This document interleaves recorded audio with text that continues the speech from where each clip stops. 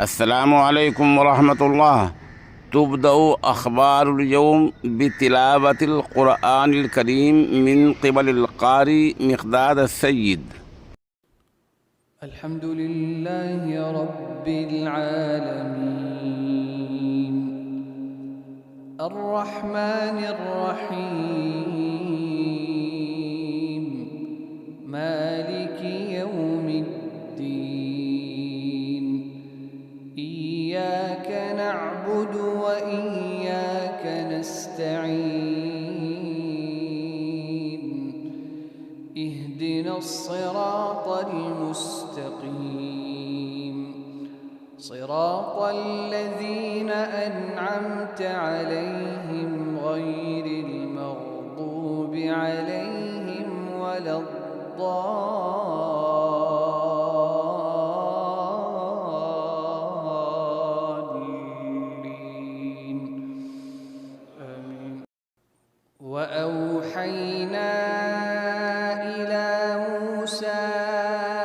أن أسر بعبادي إنكم متبعون فأرسل فرعون في المدائن حاشرين إن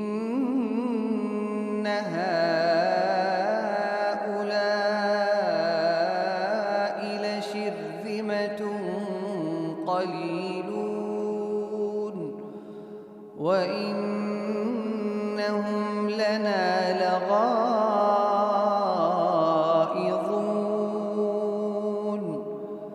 وإنا لجميع حاذرون فأخرجناهم من جنات وعيون وكنوز ومقام كريم كذلك وأورثناها بني إسرائيل فأتبعوهم مشرقين فلما تراءى الجمعان قال أصحاب موسى إنا لمدركون قال كلا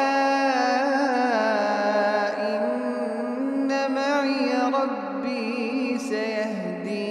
سيهدين فأوحينا إلى موسى أن اضرب بعصاك البحر فانفلق فكان كل فرق كالطود العظيم وأزلفنا ثم الآخرين وأنجينا موسى ومن معه أجمعين ثم أغرقنا الآخرين إن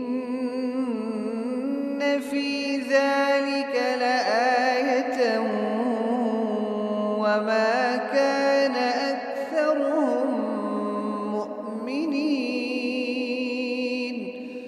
وإن ربك لهو العزيز الرحيم واتل عليهم نبأ إبراهيم إذ قال لأبيه وقومه ما تعبدون قالوا نعبد أصناما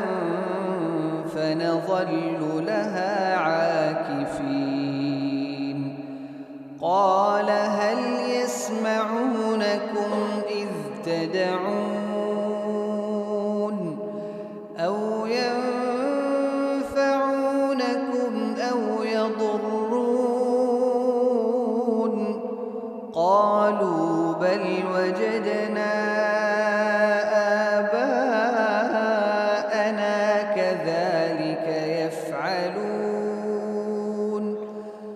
قال أفرأيتم ما كنتم تعبدون أنتم وآباؤكم الأقدمون فإنهم عدو لي إلا رب العالمين الذي خلقني فهو يهدين والذي هو يطعمني ويسقين وإذا مرضت فهو يشفين والذي يميتني ثم يحيين والذي أطمع أن يغفر لي خطيئتي يوم الدين رب هب لي حكما وألحقني بالصالحين واجعل لي لسان صدق في الآخرين واجعلني من ورثة جنة النعيم واغفر لأبي إنه كان من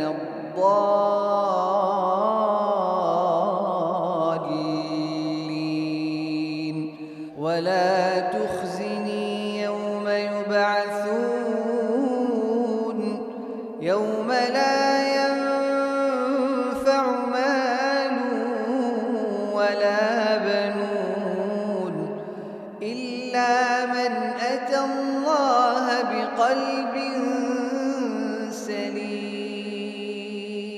وأزلفت الجنة للمتقين وبرزت الجحيم للغاوين وقيل لهم أين ما كنتم تعبدون من دون الله هل ينصرونكم أو ينتصرون فكبكبوا فيها هم والغاوون وجنود إبليس أجمعون قالوا وهم فيها يختصمون تالله إن كنا لفي ضلال مبين إذ نسويكم برب العالمين وما أضلنا إلا المجرمون فما لنا من شافعين ولا صديق حميم فلو أن لنا كرة فنكون من المؤمنين إن في ذلك لآية وما كان أكثرهم مؤمنين وإن ربك لهو العزيز